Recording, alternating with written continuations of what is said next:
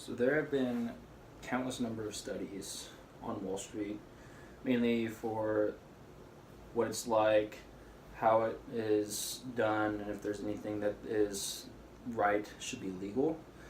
But there's a lot of stuff that they can do with the economies and the banking systems, obviously. But the banking systems, they're worth around 60% of the economies. It's a lot to do with how they control their money and where it comes from, what they can do with it, how they can improve what they're doing, and how they can relate with a lot of things that they're doing with it. And there's a lot of things that has been happening since the original stock market of NYSE, New York Stock Exchange, back in 1792, with our country being founded officially on the date of 1776 with the Declaration of Independence, when we first declared our independence from Britain. 15 years later, down the road, was the first official stock market that we had, which was in the New York Stock Exchange. It was officially placed in New York, where Wall Street is currently, and now it's booming for 230, 240 years now. It's started out with a little bit of nothing. We had some stuff that we could do to help with it, but we were on our own back then, and now we've just boomed, and we've had one of the biggest economies since that time period. So NYSE right now, New York Stock Exchange, if I were to be specific, it's worth around $19 trillion right now. That was back in 2015. And the U.S. worth right now, with the top two stock exchanges, which is NASDAQ and NYSE, they are a combined total of $25 trillion.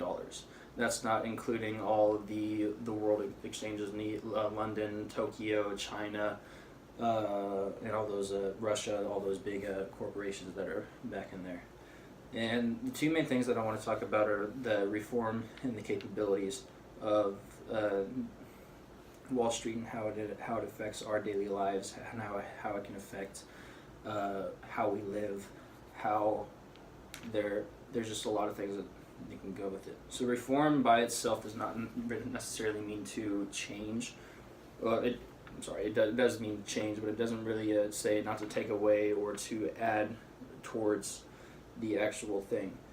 And I'll give you an example. When we had something to do with the Great Depression or the Great Recession, there was a big change going on back in those days. We didn't have a lot of stuff to go around. We were spending money more than we could take in, and that's what happened. The reason why the Great Recession was going on was because of the Glass-Steagall Act that was created by FDR in 1933. It was basically to have a monopoly of the banks not being able to spend as much money as they are taking in, so that way we can control our money. That's how we got out of the Great Depression back in 1929 on to 1933. There's a lot to do. Banks had a lot to do with the money back then. People were always losing their homes in the Great Depression and the Great Recession. The banks were being sold out to other banks because they couldn't have enough money to pay back what they had because of their debt. They were taking in the money and then using it for themselves, not giving it to other people. So they'd go around with vacations. They'd just take the money and then just run away with it, pretty much. And that's all I have to say with reform. There's a lot of capabilities. The capabilities that have to do with the stock exchanges is the continuation of growth.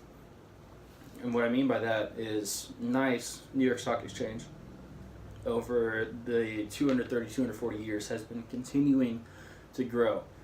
It started out as nothing, pretty much what you do with any other stock exchange or anything like that. And then it goes, over time, you're going to see a little improvement here and there, and you're going to have some ups and downs. It's kind of the norm of the stock exchanges and whatnot, but it continues to grow. You see this slightward trend up. And right now we're at an exponential growth where we are just continuing to learn from our flaws and then taking that into actions where we can expand up. and it also went from $14 trillion back in 2014 to 19. I'm sorry, it's $19 trillion back in 2015, according to some sites. And there's a lot to do with investment banking, such as you can get credit cards, loans, and mortgages. The main thing about credit cards, one reason why they're so important right now, is because we have the trust to pay off the credit cards. We have the trust to buy stuff and then pay those items off. It's the main reason why Americans right now, and so many people around the world that have credit cards and have that ability to use that information, is because we have the trust. Banks have the trust in us to say, all right, well, we're going to give you a certain APR percent, and we expect you to pay all this stuff off back within a certain amount of time before you lose your credit score. And the credit score is what matters right now, based on a lot of other things. And there's a lot of the third world countries right now don't have that trust in other people, so they do not have the advanced systems that we do. So they can't do anything with it.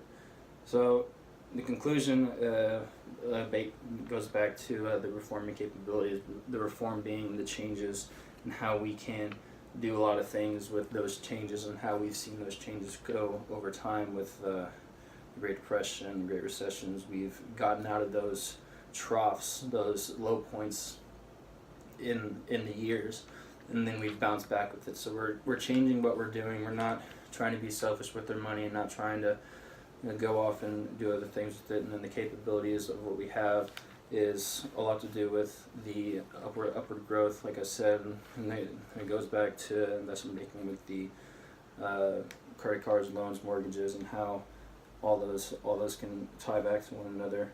And it's a really cool thing.